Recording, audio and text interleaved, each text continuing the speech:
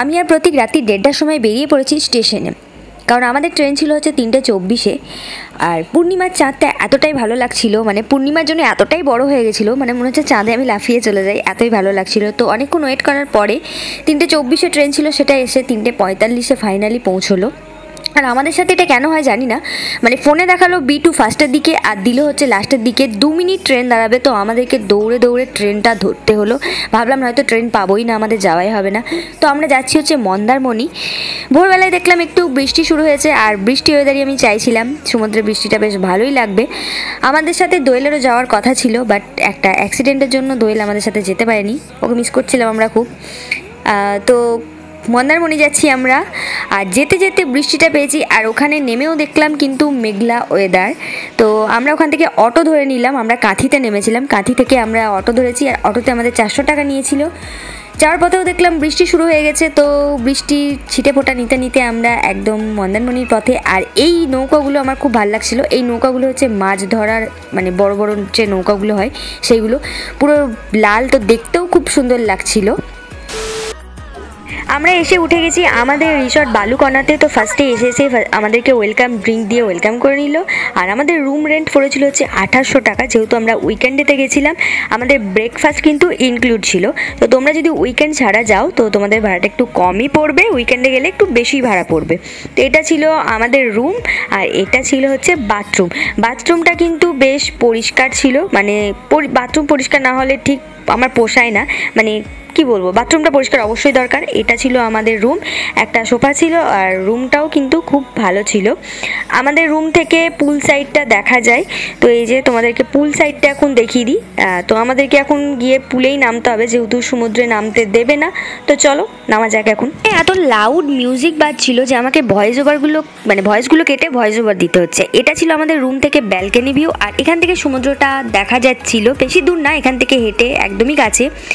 তো সমুদ্রে এবার নামার উপায় নেই, কারণ আমরা আসা 3 দিন আগে 3টে ছেলে মারা গেছে বললো, আর পুলিশে নামতে দিচ্ছে না।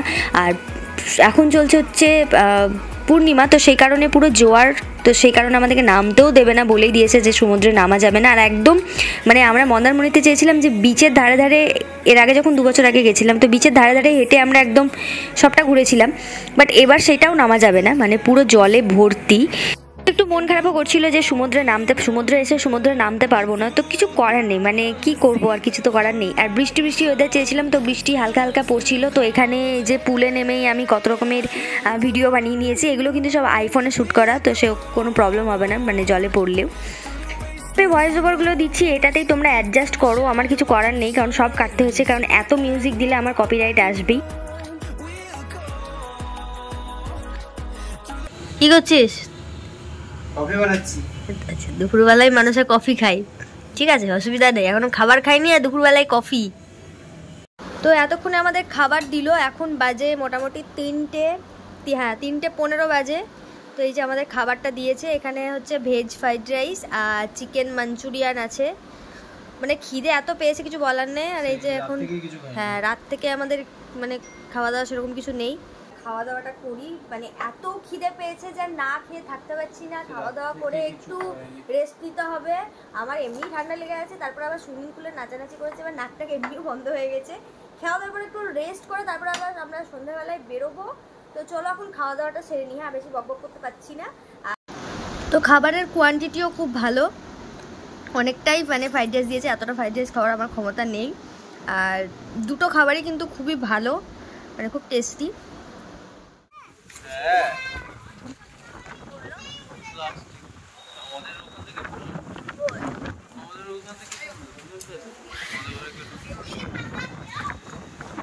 তো এখন আমরা দোলনায় বসে দোল লাগাচ্ছি, এত হাওয়া, প্রচন্ড হাওয়া, সামনে গেলে উড়ে যেতে পারি।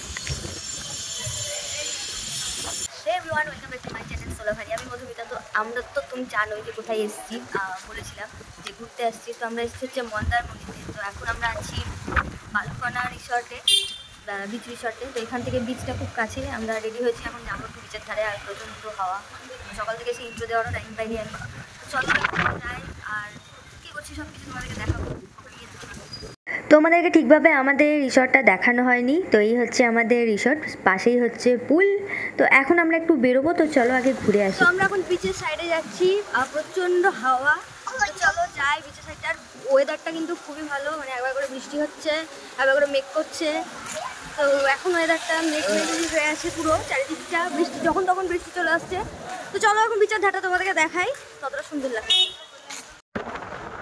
সমুদ্রে এরকম অবস্থা, এবার সমুদ্রে নামতেও দিচ্ছে না, এবার নামতে দেবেও না, প্রচণ্ড ঢেউ। মানে এই দিক দিয়ে আগে হেঁটে যাওয়া যেত, এখন সে হেঁটে যাওয়া যাবে না, স্রোত আছে।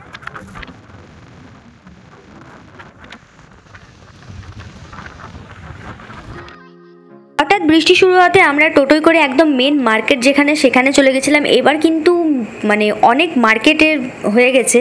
আমরা যখন 2 বছর আগে এসেছিলাম তখন এতটা জমজমাট ছিল না, এতটা ভিড়ও ছিল না। আমরা ভেবেছিলাম হয়তো ফাঁকা ফাঁকাই থাকবে, বাট পুরো উল্টো, একদম ফাঁকা নেই, প্রচণ্ড ভিড়। আমরা উইকেন্ডেতে গেছিলাম বলে তো আরোই ভিড়।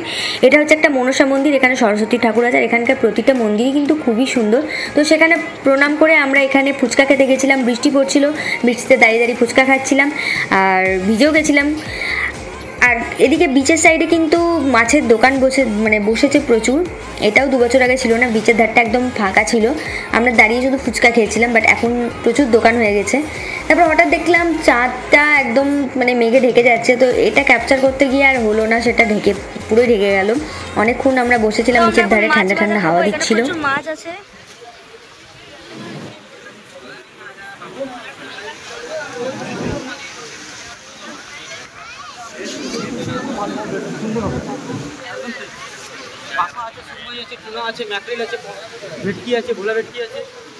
আমরা পমফ্রেট নিলাম 120-তে 3 পিস। এখানে ওরা ভালো করে দিচ্ছে, মানে ভাজাও করে দিচ্ছে প্লাস গ্রেভি দিয়ে। এখন ফ্রাই করা হোক। তো কি নিলাম আমাদের ভোলা ভেটকি,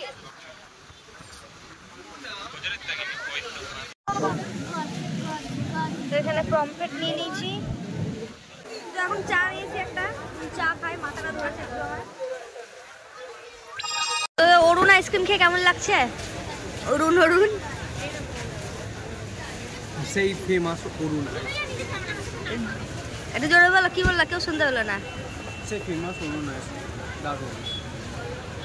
ঘুরে চলে এসেছি, বিচের ধারে গেছিলাম, বিচে নামতে দিচ্ছে না এবার, কারণ হচ্ছে যে প্রচণ্ড ঢেউ, আর এই ঢেউয়ে আমাদেরকে নামতে দেবে না, প্রচুর পুলিশ আছে, তো সেই কারণে নামতে দেবে না। তো নামবো না, তো আমরা আবার বিচে নামছি এখন, বিচে না, আমরা পুলে নামছি আবার, কারণ বিচে নামতে দিচ্ছে না। তো ওখান থেকে একটু মাছ টাছ ভাজা খেয়ে এখানেই নামবো। তো চলো এখন বিচেই নামি, আবার রাত্রিবেলায় এসে তোমাদের সাথে একদম কথা হচ্ছে। টাটা। তো এই যে আবার রেডি হয়ে গেছি, আবার রেডি হয়ে আবার পুলে নামবো, মানে আমাদের এত এনার্জি কিছু বলার নেই। ঘুরে এলাম, আর এবার বিচে নামা যাচ্ছে না, কারণ প্রচণ্ড ঢেউ, নামতেও দিচ্ছে না বিচে, আর কিছু করার নেই এবার আমাদের। কিন্তু ওয়েদার খুবই ভালো, মানে যেরকম চেয়েছিলাম ঠিক সেরকম ওয়েদার। তো চলো এখন একটু বিচেই নামি। সরি, আমি এখানে এতবার বিচ বলেছি, বিচে নামছি না, পুলে নামছি, তো একটু অ্যাডজাস্ট করো তোমরা এটা।